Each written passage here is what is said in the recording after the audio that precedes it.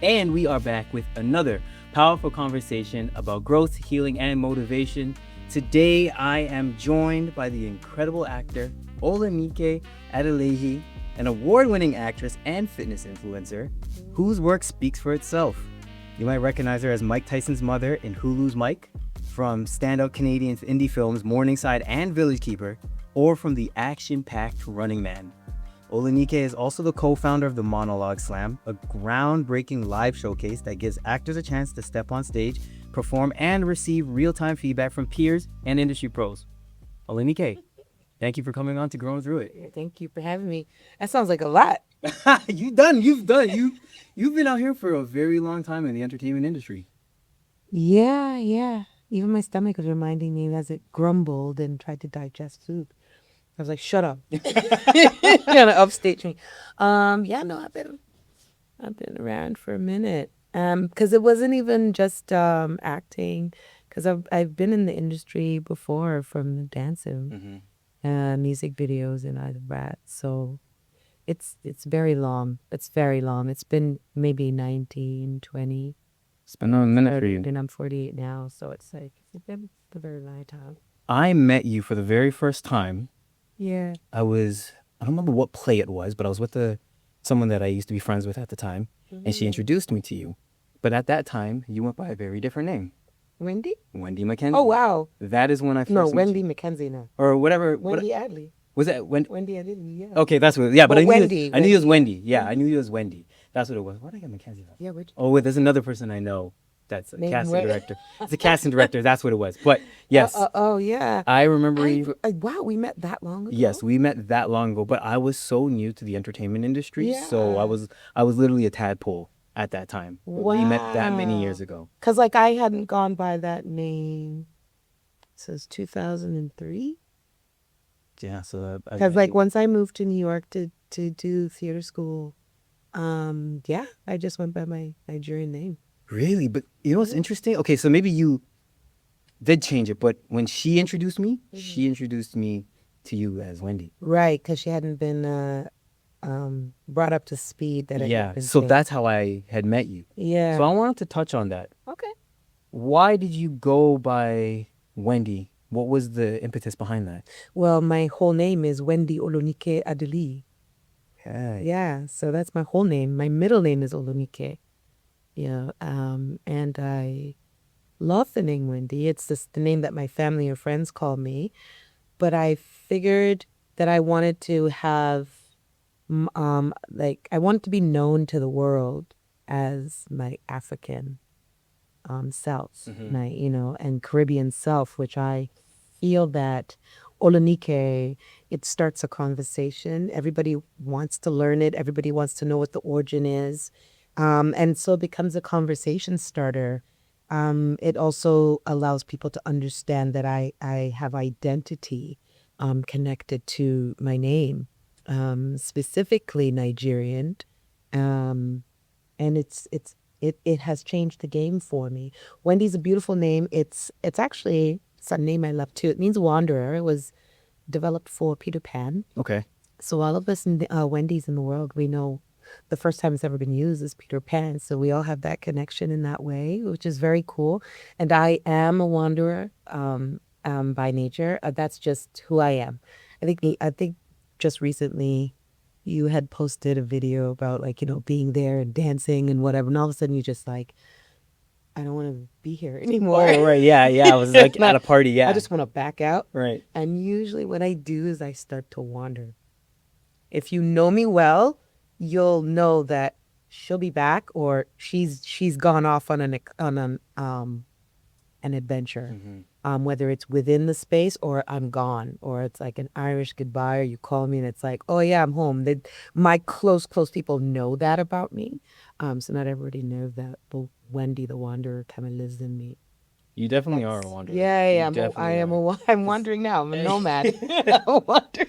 Every time I'm like, she's just somewhere else. I'm like, man, and what I love about you, the way you do it so quietly, which is the greatest. You're not loud about it. You just post something if you want to, Yeah. and then you're gone. And then I'm gone. So nobody really knows where you are. So I'm actually really thankful that I was able to catch you. Because when I sent you the message, you're like, yeah, no, I'm getting ready to leave on Friday. I was like, Yeah. okay, I gotta I gotta do this now before you go. And I was supposed to be gone already. I was supposed to be gone on the 2nd of Right. November. But I had to go and do the Running Man premiere in the UK. And then I switched it to the 6th. And then, like, in amongst that, the hurricane happened. And so I was like, I have to wait to see what's happening because our family home it didn't have power and water at that time. So now it's kind of coming back. And so I'm getting ready. So I just like that I was able to be here to like pack up some things too so that I can bring it because I am helping with the Hurricane Elite. And so it just gives me some more time because usually when I'm there for a long time. Right. Yeah. How long are you planning to go for this time? I don't leave Jamaica unless I have to work. Mm. And not have to work until I'm like, I'm booked to work because it's not a have to. It's a choice, right? Yeah. So other than that, I'm there gathering nuts and working on my other show that I have that I'm producing with my producing partners, and it's a Ford. So we're working on kind of how can I? It's a travel show based in helping almost and not on words. So it gives me a chance to kind of back away and really kind of discover my own country as I go through that new chapter.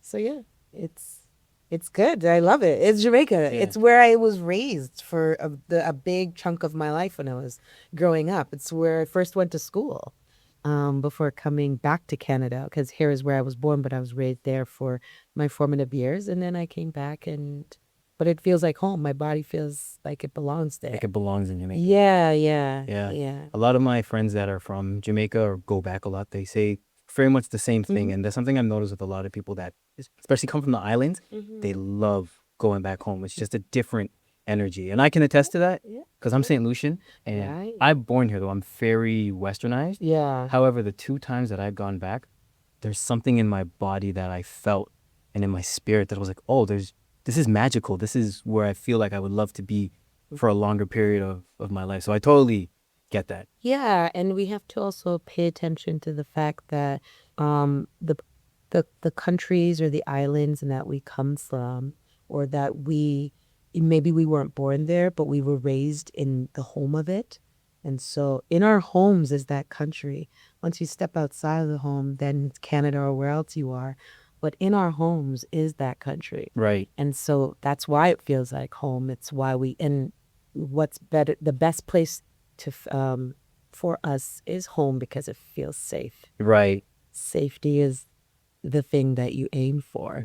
And so if you can go to a country that you can see yourself and the majority is yourself, you're going to feel safe. Yeah. Yeah. Totally agree with that. Yeah. But being from both Jamaican and Nigerian background, going into the arts, immigrant parents, that's not a thing, right? So from what you recall, how was that conversation with mom, dad, whoever was raising you at the time and saying, I want to go into the arts? How did that conversation go and was there any pushback?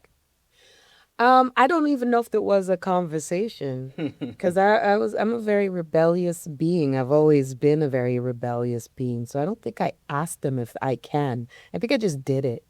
I mean, they knew that I was looking to do that and definitely advised that I have something to fall back on. But I wasn't really a fan of Plan Bs, and all I heard is no support. Right? That's all I heard. But I understand it from their point of view is that, they want you to be stable. That's the most important thing for their offspring is to be stable. And at that time, to be honest, it's not a stable career. It's not like the outlets we have now in order to try and build something and build it on our own backs and be an entrepreneur of the art. There's so many mediums to go into, right?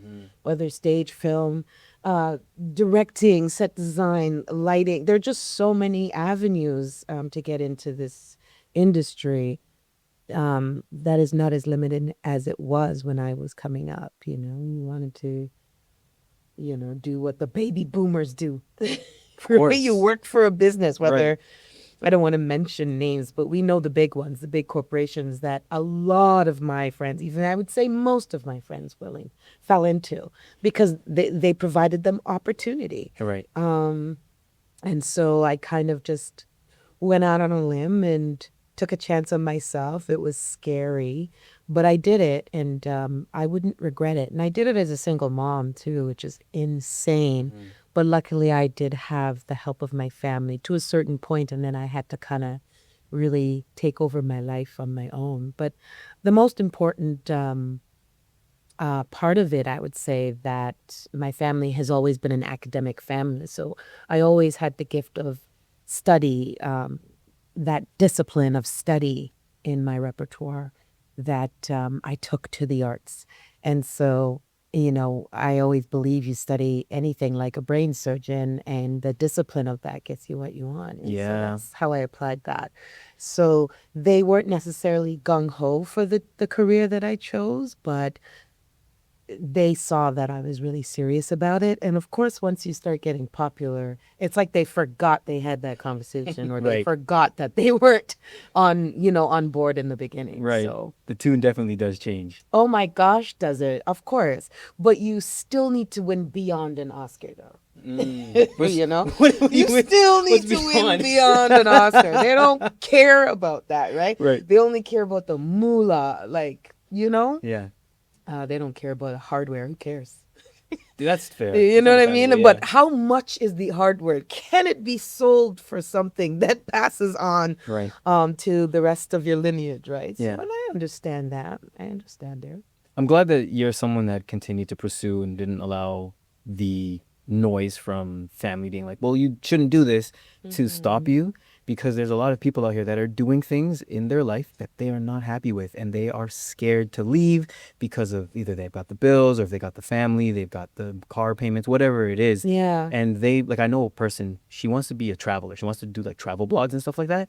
But because of the way her career has her set up, she's almost too scared to leave it because of the stability and the security. And I see how it defeats her. And sometimes when she goes in, she's a teacher, and when she goes into her job, she's like, man, getting anxiety again. I'm like, you got to change that. You don't want to stay in this for another 20 years and be unhappy. Right. So the fact that you were able to push through, like, kudos to you, because a lot of people, and I hope whoever's listening to this Yeah. is brave enough to go and pursue what it is that they want to do, because I think it's really important for us to do that. I think it's really important for your mental health, because when you sit and don't do the thing you want to do, to most of your life, you really do end up unhappy because the fear is keeping you down. Right. Right? The fear, it's not that you shouldn't embrace it. Like, you should embrace the fear because, yeah, you don't want to fail at something. But the failing actually is what teaches you how to keep going and how to make something stronger, how to pivot. It's the fear that does that. We all have it. I can't say that I'm without fear and I just did it I did it without fear. I did it with the fear. I did it also with the fear of being a single mom. My main fear, I say my biggest fear, was not that I was going to fail at the art form. My biggest fear is that I didn't want to raise my daughter with not following my dreams, because it was the only way I was going to exhibit what that looks like. And I'm her, role model. I'm the person who she has on a pedestal. I'm her blueprint, and she's supposed to be the better blueprint. And so I didn't care what she did, but I needed her to see what completing something or following your dreams or follow through or whatever looked like. And even if it changes over time, doesn't matter as long as you're attacking it. So to me, that was my duty. My purpose was to do what I wanted to do, so she had the authority to do hers.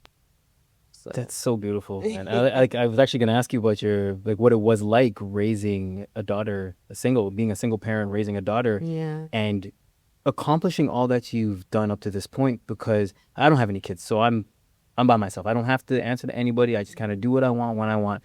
But when you have someone that you first off carried for 9 months, that is literally half of your DNA with another person, Yeah. and then you birth this person, and then you're like, I'm also going to pursue my career as an actor that has no stability in it, what are some of the struggles that you face? Did you ever feel at times, no, I gotta give up, I can't do this anymore? Or were you just always, nope, I know what my goal is, I'm gonna continue to push through? I never thought about giving up, no, because I am not gonna allow that. I'm just not going to. I know I wouldn't have been able to live with that. But I did know that it wasn't necessarily about quitting, but it was, like I said, pivoting. It was like, what else can be done? What else what else is gonna make me feel fulfilled? So anytime that I'm not feeling motivated and just uninspired, then that's when I take a break. I take a break. I travel. I move around the world a little bit, and it's okay because there was a time where even if I was unmotivated, I felt like I couldn't go anywhere because your agency has submitted for you and you've got to be around and I kept fighting against that, like, no, I'm going on vacation. I'm going on vacation. I dedicate like a portion of my money when I get paid from work to going on the next vacation. That was how I was taught by my own mentors. It's always you live you work for the in between, right? You don't live for the work. You work for the in between. Right. The in between is where you gather your nuts. And so I took that and ran with it. And so whenever there was pushback about me having to leave and what if you have this audition, I didn't care. I think I was the queen of self-tapes before self-tapes became a big thing. Because I mean, me and my cousins or whomever, my friends, we would be wherever in Torremolinos, Spain, or I'd be in Italy somewhere, or it doesn't matter where I was. We always carried a camera and a tripod or whatever, and I would just film it, whatever audition I had there, and we would make the best of it. We turn it into a scene. Right. So we were doing this from time. And they're not even in the industry, but they were just there to back me up so that if we are traveling and I have an audition, there was no excuses. So they were taking my tapes anyway. And so, but I still was kind of weirded out when it just became self-tapes because there's nothing like being in the room and the energy in the room with an audition. But now, pivot, right? Because now we get to learn lighting, we get to learn sound, we get to learn like dialogue, we get to learn so many different aspects of what it is to create film and television just in in your home or in any kind of facility that will help to produce that. And so we've learned some skills out of COVID, haven't we? Definitely. We've learned We some definitely skills. had. Yeah, we definitely had. Yeah. Yeah. But no, it's back to your question about like what I've basically done to just keep myself motivated or not wanting to quit is by living. I think it's very important. When you don't have anything like life experiences to bring to the work, that's when you start to get unmotivated. Yeah. Yeah. I agree with you because when I was younger and I like first started off, everything I had done was just like acting. I need to audition. I can't take this vacation because I got to book this role if it comes up my way. It was my entire being. Yeah. And as I've gotten older, I don't care. I'm like, whatever. If it comes, it comes. If I want to travel here, I want to spend time with my friends, I want to go and do this thing. Yeah. I've let go of this hunger of feeling like that's the only thing in the world. And I agree with you that when I get to live more life and experience things, everything opens up. And now with self-tapes, sure, if I feel like I want to do it, I'll do it on vacation. And if not, okay, cool, but another one will come up. Like, I'm not going to allow this industry to stop me from living my life. So, I'm glad that you continue to push through because in this city, you are such an inspiration to a lot of people. And you've definitely been someone that I know a lot of people come to for mentorship. Speaking of someone specifically, Adrian Walters, I know he mentions you all the time. He says, yeah, Olunike is like one of my mentors. And you created the Monologue Slam, which was an amazing platform. Actors got to get up on stage and perform monologue pieces from people that have done theater to people like myself. I'd never done theater up that point in my career or in my life. It's scary to get up on stage and perform in front of the masses and then be judged by your peers and be judged by industry professionals. Mm-hmm. Why? What in your mind was like, yeah, we're gonna do this. This is gonna be a Well, thing. I can't say that that's my original idea. It's not. I when I was going to school in New York City, um, I used to frequent competitions when it came to monologues all the time. They have, of course, they have a different setup than what me and Andre Newell, who is the co-founder, what we have done, because we made it our own. We honed it in a different way, so it plays out um, in a way that allows you to morph into different things, like, or not be in your head, and also involving, like I said, the industry professionals and whatnot. So in New York, I just happened to audition, because you had to audition too in New York for the New York Monologue Slam. Uh, a friend told me, here's the funny part, because a friend who was going to the American Academy of Dramatic Arts as well, she was going to go and audition for it. And this was after, I think we were almost done school, or it was the summer or whatever. And she's like, yeah, I'm going to go do this. And I'm like, oh, I want to do it too. And she's like, oh, well, I don't usually tell anybody what about my auditions. I just like to keep it, to myself. I was like, oh, wow. It would have been nice to know about it, because I mean, she says, oh, okay, fine. So she told me about it. I prepared what I like to prepare. I always have monologues. I've always had monologues, because I don't know if anybody is as weird as me, but I'm hoping so. Because I used to just talk to the wall or my stuffed animals and have these monologues. That's just what I did. No, I It was do like it too. life was a soap opera to me. It was, I do it. You're not alone. or to my pet or something. Right. So they were always there, right? And so I went and I did it, and they hired me and not her. And so that was a major thing, because then all of a sudden she didn't want to talk to me anymore. Jealousy. Yeah, that I was so upset about the fact that, I mean, I thought once one of us get it, all of us get it, Right. because that's how I see it. It's we should always root for each other, and not see it as a competition, but just, someone got in, because then your blessings keep coming, right? Because your time will come. So anyways, I did this monologue slam, and I did really well. I didn't win the competition, but they were just like, who is this, breath of fresh air? And I had a really great time, so that I kept doing them. And then when I came back to Toronto, I started to set up a monologue slam for my church. So me and Andre did that, and we did it specifically for the youth. And so we wanted to help the youth, with arts, or even just confidence in the world, And so one day it was so successful. It was like Friday nights, and everybody came out to do that, to watch the youth, and it was really cool. We showed them how to break down monologues, all of that. And then eventually we were like, we should take it to the actors, like the adult actors in the city. And that's how it manifested. Wow. Yeah. And then it just became what it did for 14 years. Yeah. Which is crazy. It was. I talk about it as that was the golden age of acting for my generation, like the younger guys that are coming up now, because so many of us that are very successful to this day, from Lavelle Adams Gray, Umberly Gonzalez, Derek Gilroy, like Brandon McKnight, oh my, Leighton Alexander Williams, so many people I saw that started that on that stage, and they're doing just phenomenal things. And I made a lot of great friends in that as well. Yeah. Because it was such a community-based event that you guys were putting on. Yeah. It was just a lot of fun. It was a great time, and thank you for putting that on, because you challenged a lot of people. Well, it was important, because I just don't think that actors can go without stage. I really don't.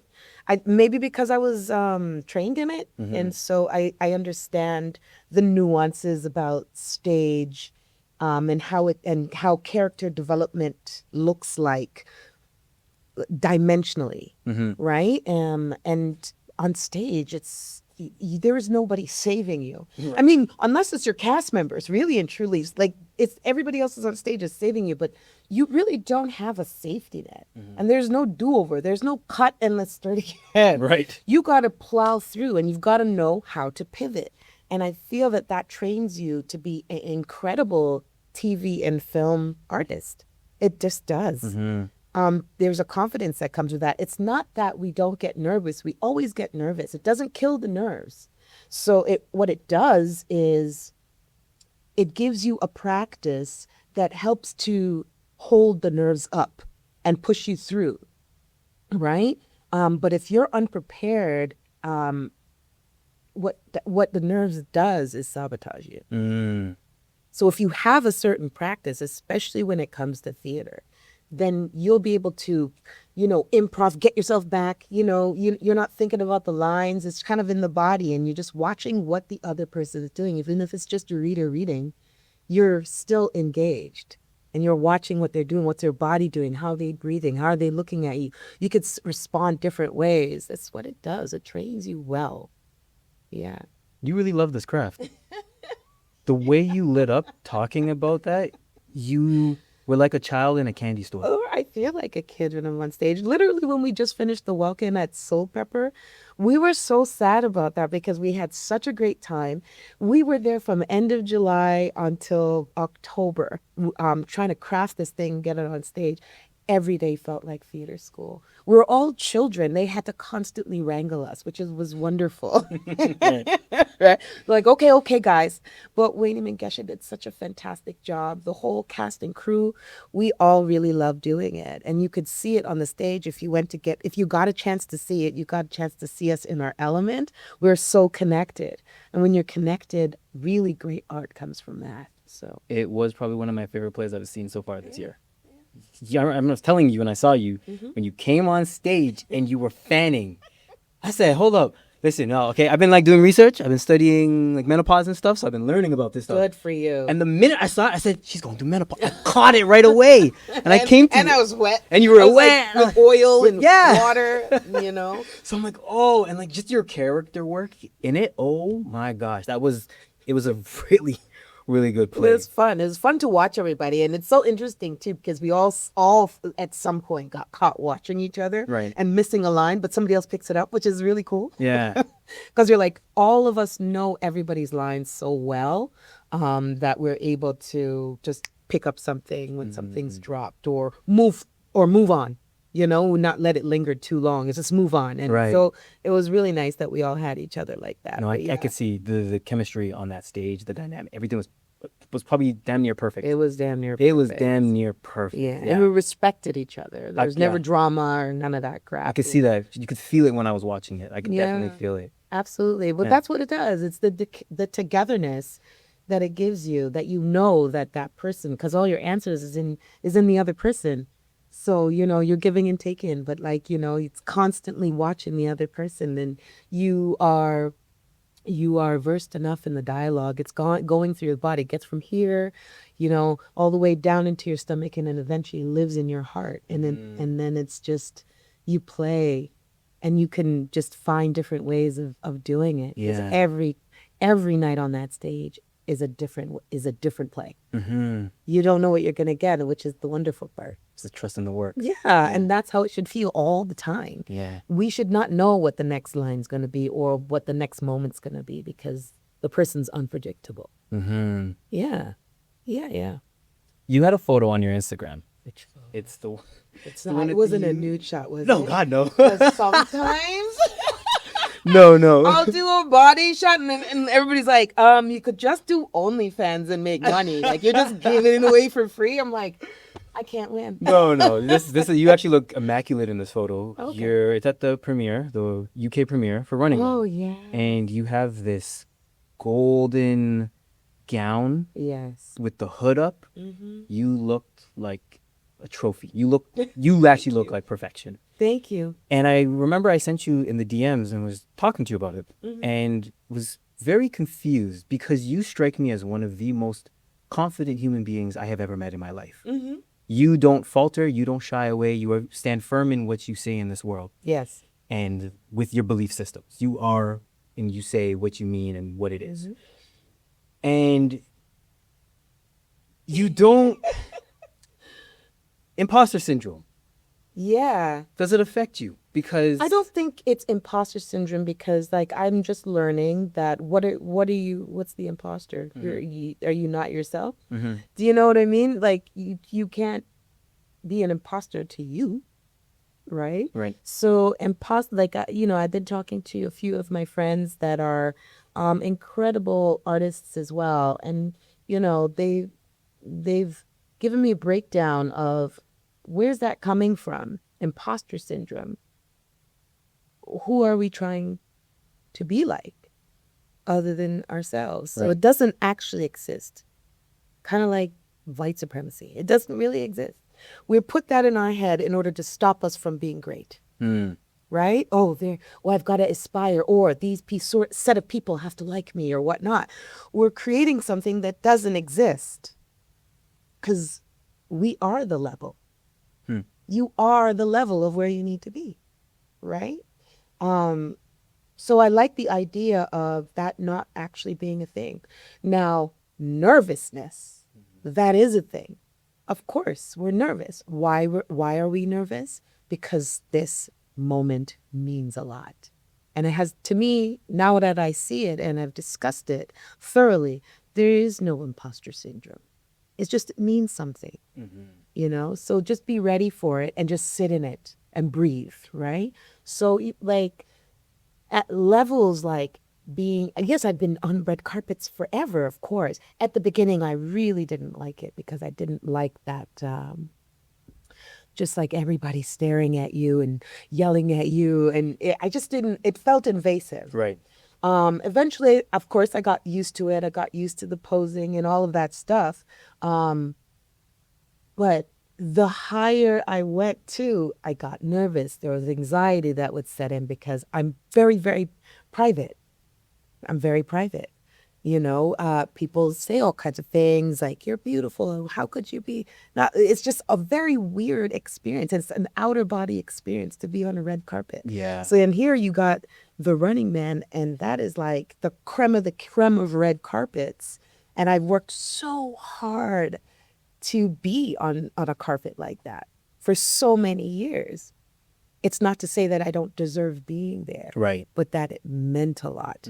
And I'd never seen cameras like that magnitude. There was just so many.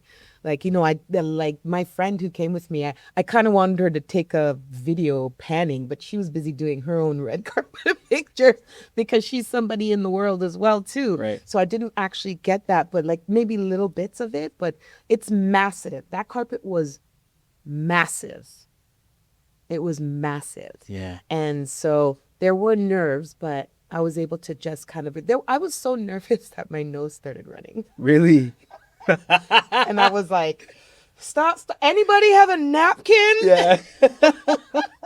Anybody? Because it was like I don't want like the stream of snot in my pictures. And I was like, why? Of all moments, do I have to have a stream of snot running down my face? And they're like, no, nobody has anything. So somebody had to rip a piece of paper and I had to dab it and then go back. Right. I was like, of course. Wow. That's crazy. It's crazy, the things that happen, your body, the nerves, all of things that. That can manifest. Yeah. Yeah. But I don't think it has anything to do with that I did not know who I was or what I meant to do as I'm here. I know my image on that carpet means a lot to so many people. It means a lot. They can see themselves. They can aspire to do whatever they want, on any level. But it has nothing to do with any person who supposedly sits at the top and acceptance of you. Who cares? It's the acceptance of yourself. And so that feeling of nervousness and or maybe not feeling at my most confident, it had nothing to do with anything but the fact that how many people are looking at me. Sure. And it means a ton. Yeah.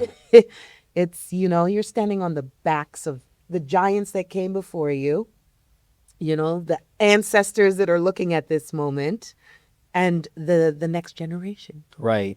Yeah. Yeah. It's a lot. Yeah. I could only imagine because that's probably the biggest red carpet you've ever done. Ever. Yeah. Absolutely. And it was really like detailed. It was really detailed. And so I had to just kind of just breathe and go through the steps. And it's so interesting because, even as like, my little black girl's always on the forefront. Right.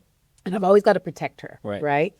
And one thing I always think of is, oh, okay, I don't want to feel invisible in the space, right? The supposed, imposter syndrome, of, Right. like, somebody like forgetting about you.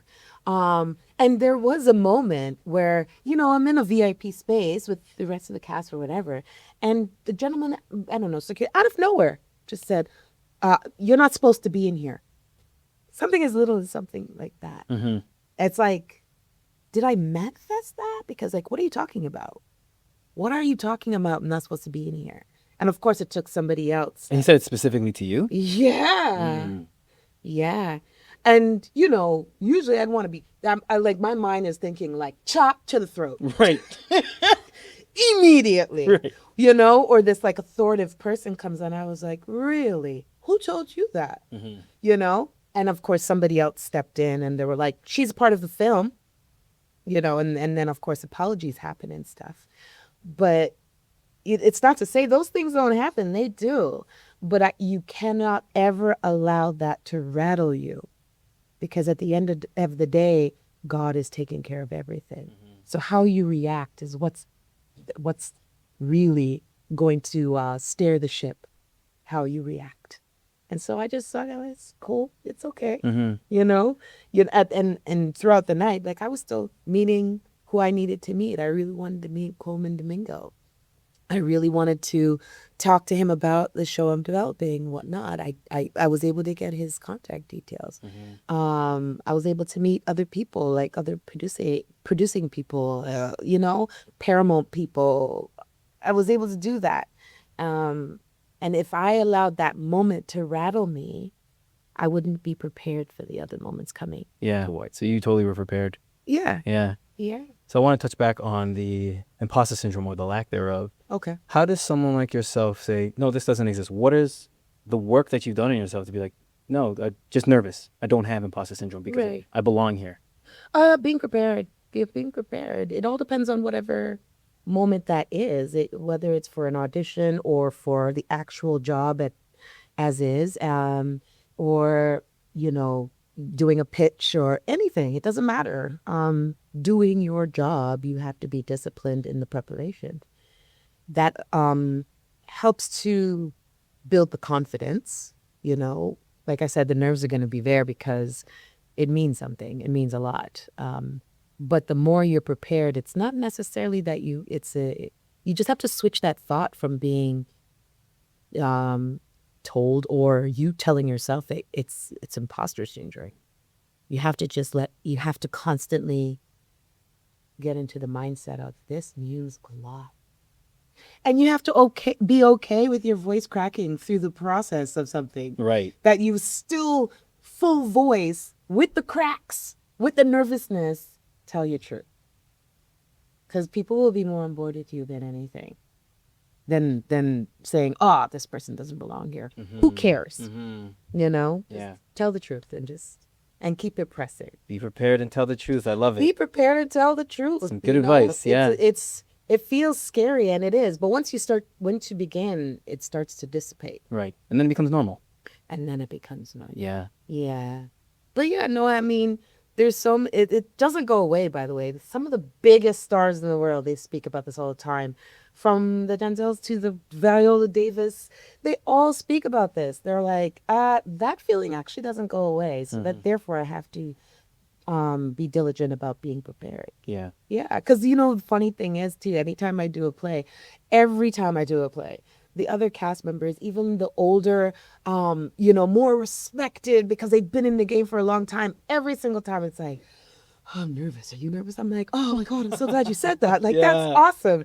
I'm like, we're going to be okay. Yeah. Oh, we're going to be fine. Yeah. And then we are. And then it was like, yeah, but the fact that they grab your hand and be like, oh my gosh, big play, we're really doing this. And I'm like, oh, thank you for that. Thank you for being human around me so that I can feel human and then I can give that to somebody. So it's pretty cool. Yeah. 'Cause I think that's the thing with like these big stars. Sometimes people look at them like, I mean, maybe not so much now with social media, but old Hollywood, we used to look at them like these Goliaths. These people are unshakable. They don't break. They don't walk. They float. They glide. I know, right? Right? But now with the way the world is and a lot more people being open and vocal about things, you're seeing, oh, you're just like me. You're a human just like me. You get nervous like me. You get scared like me. You get sick like your nose runs like me On the red carpet. on the red carpet. But nobody would have known if you didn't, we're Right, but they vulnerable all put about out that. books. They've been putting out biographies. That's one really cool tip that my mentors always gave me. Is like, keep reading biographies. Why? You know, and just because like to get to know the people that came before you, you know, and their process, you know, and also start planning what your memoir is going to look like. You know, the things you want to speak about, how to help somebody, or just some things you just want to get off your chest, and the structure of it all. But it humanizes people so that you don't put them too much on pedestals. You know, we don't want to do that because they are human. It's hard to stay at the top like that. It's a very hard thing. And I don't look for that. That's not my aim. My aim is not fame. It never is. It's too scary. It's too scary of a thing because it's bigger than you, right? That's another entity that you have to just kind of let go and live your life simply. Absolutely. Because I always love hearing when Denzel say, at your highest point, the devil will come for you. Facts. Right? So that doesn't come for you when you're down in the gutter. You're already there. No, you're already there. Exactly. So you have to make sure that you keep things very simple, and the people that you love the most and that love you around you, you keep your circles small, and just push on with life. Yeah. That same thing. You feed into that, your ego feeds into that, and watch yourself fall. Yeah. It's a terrible, terrible thing to watch. It's terrible to watch when other performers or other high-level people are going through that. It doesn't actually feel good. I don't know if it feels good to other people. People love to break down people, but it doesn't feel good to me. I always feel that that could be me. I think the reason why people like to do it is because it's the rich and the famous. So it's like, ha, look at them. They've fallen off their ivory tower. And especially, it's unfortunate, but with the way the state of the world is right now, a lot of people are going through things financially. So when they see other people that were, in their opinions, at the top, and you see them come back down a peg, it's like, ha, they could deserve it because even their money couldn't protect them. And I think it's we got to give people compassion and grace. I think a lot of us as humans don't do that. And when we can learn to understand that, no, these people are just like us, everybody from the billionaires to the royals, like we're all equal. They may have more money and they may have better privileges, but they still bleed, they still die, they still get sick, these things. They still get sick. They still get cancer. Yeah. Yeah. Steve Jobs had all the money in the world. And he couldn't beat it, you know? No. Yeah. That's a really great way of saying it, is humanizing them. It is. Yeah, that's like I said, if you wish for someone's downfall, it might hit you or your offspring. Right. Right? So I just choose to stay away from conversations like that. But it's been done to me. I've felt that. I've felt envy, you know, from others. And I've, of course, engaged in that as well coming up, of course. And then when you have yourself mentor and mentees, which you should always have, no matter who you are, it helps you to alleviate what that is or eradicate it as much as possible, the judgment that you have with others, because there's always somebody checking you. Right. You know, or there's somebody you have to check. Right. And so that kicks you in the right headspace. But I genuinely feel like if you are rooting for the downfall of others, you have blocked your blessings. And so I would like to think my abundance of blessings is coming from the fact that I'm a supporter more than anything. Yeah, and you don't have any ego. Like, you're very... Oh, don't say that. We all do. Well, we need ego to brush our teeth, to drive a car. And there are some times where I feel like, do you know who I am and how hard I've worked? Like, you know, do your homework. I don't necessarily say it, but that's how I feel sometimes, you know? Well, you don't portray it openly. Like, I can come up to you and send you a message and you'll respond in kind. You know what I mean? You're not one of those people. Marcus Aurelius, he used to have a guy. He hired this guy, so whenever he would walk in the town, people would praise him. Oh, gosh, Marcus, we love you. And this guy would whisper in his ear, you're just a man. Oh, good. You're just a man. He hired someone to literally just remind him, always keep him level. Wow. Yeah. So if we can self-police and not have to hire somebody to walk around and say... We can. Sure. We could do that through meditation. Right. You could do that by looking in the mirror. That's one of my, if not my favorite song in the world is "Man in the Mirror" by Michael Jackson. Yeah. It's very, very important that you police yourself. especially if you can't hire somebody. I mean, who's going to do it? Right. You are born alone, you die alone. So you have to be able to know how to take care of yourself by yourself. Yeah. So yeah, you can do that. I'm never without things like therapy, and admitting the truth in therapy and how I can improve myself. The moment I feel that I'm off kilter, or I need to tell the truth about something, but that's exactly what I do. Yeah. I make sure that there's always somebody who's taking care of my mental state, just like if going to the doctors for anything or going to the dentist. That is a regular practice for me, is to do therapy. Yeah. Yeah, it's to check the ego and how can I improve myself? How can I improve myself? Because my passion is my passion. Right. I love it, and I'm always going to have it. And I'm always going to be passionate about other people finding their passion. And I always want to help them find their passion too. But my passion is to my purpose. And my purpose is, how is my passion serving people? Right. Yeah. Yeah. That's beautiful. Yeah. That's so beautiful. Right. Because then you're like, oh, okay, yes, I'm essential. Yeah. Yeah. You've lived a lot of life. You've experienced a lot of things. And we were talking off camera about marriage and being with the right person, trying to find the right person to be with. And you've gone through a divorce. Two. 2 divorces. Oh, no, I thought it was only the one. I didn't know. Okay. So now you're twice divorced. She said she lived. I've lived of love, yes. But the most recent one, how did that affect you? And how did you overcome dealing with that? Because that's been a big thing for me. I'm scared of marriage because of what I've seen it do to my mom and what I've seen it do to so many other people in our community. And I don't want to bring children into this world and then be broken. And I mean, like, you don't have control over that, unfortunately. But divorce scares me. Divorce is something that truly, truly scares me. But here you are, you're still thriving, melanated, hydrated, traveling. Am I shiny? Excelling, doing great movies. But Yeah. the divorce, how did that affect you? How did you overcome dealing with the heartbreak and the trust being broken? Well, first I had to surrender to God. I had to surrender, and just let God take the wheel. It wasn't anything that I could really control. I tried to, but there is nothing that you can control about a breakup. I would say first, if what I've learned through my life's experiences with love and loss is that the person that you choose to be in partnership with is the most important decision that you're going to make in your life. Because it literally can make or break you. I think it's very important to pay attention to who you are in whatever moment and what needs to be improved in order to attract somebody similar. I think it's important to observe and not rush, so that you can see what's needed for you to move forward. And for me, consistency is key. I need to see somebody does things consistently and that's who they are, that's their character, and not just doing that for me, to win me over. Right. Yeah, and a person that serves, that knows how to serve without any ego. So, yeah, no, divorce is hard. It's probably one of the hardest things I've ever gone through in my life is divorce. But it's not because anybody was bad or good or whatnot. It's just people that are just not aligned at that time and can't find a solution.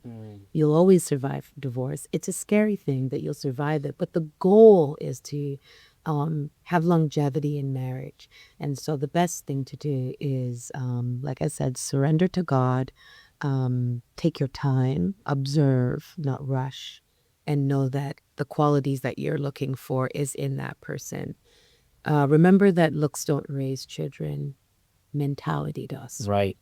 So talk a lot, communicate a lot, know that that person is emotionally available, and would like to align with you because your aspirations of coupling, of partnership are similar. So yeah, it's so much more than love. Love gets you through the door. love and attraction and stuff, but that's not the whole cup of tea. Yeah. That's not it. It's like literally 10% of it. Yeah. 90% is so many other things. Yeah. Oh yeah. Do you think you'll ever fall in love again? Absolutely. I'm a lover girl. I do. I think I'm loving. I'm lovable. The reason why I feel that is because people have fallen in love with me over and over again, and I've fallen in love over and over again. Right. I always love the quote from Maya Angelou that says, always love one more time and always one more time. So now I think I'm more equipped to choose the right person.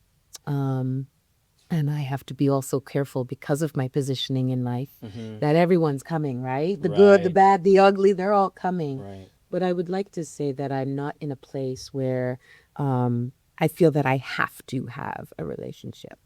I'm in a place that it would be a really beautiful bonus to my life. Somebody has to add to my life. And so there's no rush. There's no rush. I think that's a wonderful place to be in so that there's no desperation I can seek here. It's just, am I going to gel with this person? Do we like to do the same things? Does he travel? Oh my God, yes. The first thing I ask all the time is, do you have a passport? And do you have a jail record? Because I can't mess with either. You know what I mean? Yeah. No jail record, gotta have passport. You know, you got to be free. Right. So, yeah. Really free. Real free, yeah. That's valid. That's fair. Yeah. That's totally fair. Yeah, but I meet a lot of great guys all the time, you know, and I'm in no rush. And like I said, it's all timing. It's all God's timing, and I'm here for that. I'm here for that. I have friends, trust me, they're like, hey, dang, pool's hard out here.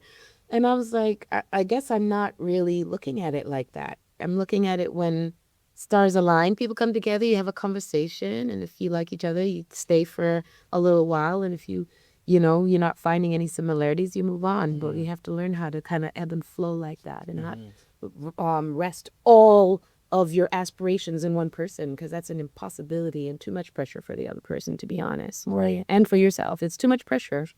You know, one person can't give you everything. So I'm learning ease. With an E. Ease. That's powerful. Olunike, thank you so much for coming on today. I really do appreciate it. Thank you for having me. I really do appreciate it too. I think about these questions on the regular. Yeah. The questions that I like to ask every single one of my guests. I call them my big three questions. Big three. Big three. These are what I think about, and I always love to know everybody's opinions and their thoughts, okay? So question number one, if you could have any superpower, what would it be and why? Speed. I already have the superpower of speed, but I would like to have total speed, like Chitara from Thundercats, right? Like to just be able to, like, I want to go to Italy and just boom, I'm there. And not even like a transport too. I don't want the quantum leap thing. I want to be able to run there because the running keeps everything nice and fit. Hey, I love that sprinter body. That's fair. Right. Yeah. I'm a big runner sprinter too. body isn't fabulous. Oh my gosh, it's like I a love it. thoroughbred. Yeah. It's so gorgeous. Yeah. Got your butt all in your neck. It's nice. Your butt in your neck. Butt in your neck. That's that would crazy. never drop. So yeah, I'd like to run everywhere. Why not? That's fair. And as you're running, you get to see everything too. Absolutely. So there's beauty in that. Yeah. Okay. What's the next one? Question number two. Uh-huh. What is one piece of advice that you could give to your younger self? Oh, yeah. Everything's going to be okay. Just relax for the ride. Ease. Adapt ease. And don't worry about things too much because everything is just going to fall where they're supposed to. Yeah. Okay. Yeah. It's not my journey. It's God's journey. And so if you just have ease in your life and just take it one day at a time, then you won't miss the moments. Worried about the future. You won't miss the moments. It's all about being present. Great advice. Good advice from myself even. Yeah, You know, yeah. Just remember, ease and everything will be okay. Ease. It's so much easier than we're making it. Yeah, definitely. Okay. And question number three. Number three. This is the final question for you. Okay. What is one goal that you would like to accomplish for yourself within the next 6 months? 6 months. Ooh, that's a good one.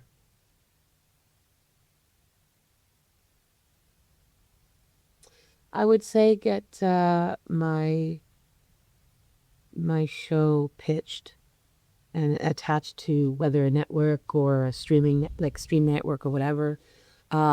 Yeah, to have it pitched and to have the right people on the project because the concept is there. It's an exciting one. We've spoke of it to some very important people and they're like, oh, this is great. So yeah, it's just diligently working towards that and towards that pitch to get everything moving because it's something that's going to help heal the world. And I think that would be really great to kind of get it off on its feet. And while doing that, I hope to help Jamaica with the hurricane relief, as much as I can because that and the program I'm trying to create, it goes hand in hand with how we heal ourselves and each other. Yeah. Yeah. So giving back, learning, always being a consummate student of the world. And yeah, always being a student. So yeah, I would like to accomplish that. Doing while creating. It's beautiful. The show, would you be hosting it or would you hire somebody else? Would you just be a producer? I think that me and my partner would like to host it. Yeah, her and I would like to host it because it's something about Black women going through the world and experiencing different cultures. Yeah. And surrendering to the different practices. There's just something about how parts of the world does see us as healers and welcomes here. And so we're hoping to be that beautiful energy exchange in the world, And so it would be, and we're both beautiful, like as hell. Easy on the eyes. It helps a lot. We're both hot as hell. And we're both Jamaican, but like also like Canadian and Canadians are also welcomed around the world. So I think it'd be best for us to do so and also to be producing it as well. So yeah, I like being boss bitches, I love that. Olunike, please, shamelessly plug yourself right here. Where can people find you? What do you got going on? Okay. I'm Olunike Adeliyi. I am an artist all around. And where can you find me? IG, Olunike Adeliyi. That's Olunike Adeliyi. On IG, on TikTok. I think there's a dot in the middle of TikTok. And Facebook. I don't know. But yeah, next coming, I'm going to be a part of a limited series called Inheritance that I also shot in the UK, as well as when I shot The Wedding Man. But yeah, I shot in the UK with Inheritance and Jamaica, so that's coming out very soon. I will drop more details on Instagram as the time goes. But that is an awesome limited series to get into soon. So thank you for being supportive and always being there. I appreciate you all and I'm extremely grateful, eternally. Olunike, thank you so much for coming on today to Growing Through It, sharing your journey from your creative side to, the things that you've gone through with divorce, just being open about that and just being the amazing person that you have been. I've known you for quite some time and you've always been an inspiration in my life and such great conversations whenever I get to see you, and you're just supportive of people doing things, and like I really appreciate you and I have a lot of deep love for you. So thank you so much for coming on. Oh, thank you. And I'm proud of you, by the way. You're doing really great. I appreciate that. And it's just ease. That's it. Let the moments happen. Just let the moments happen. Y'all, thank you so much for tuning in. The message today was ease. So just move through life with ease and just know everything's going to be okay. Continue to work hard and just be prepared. And as always, the only way to grow through it is to go through it.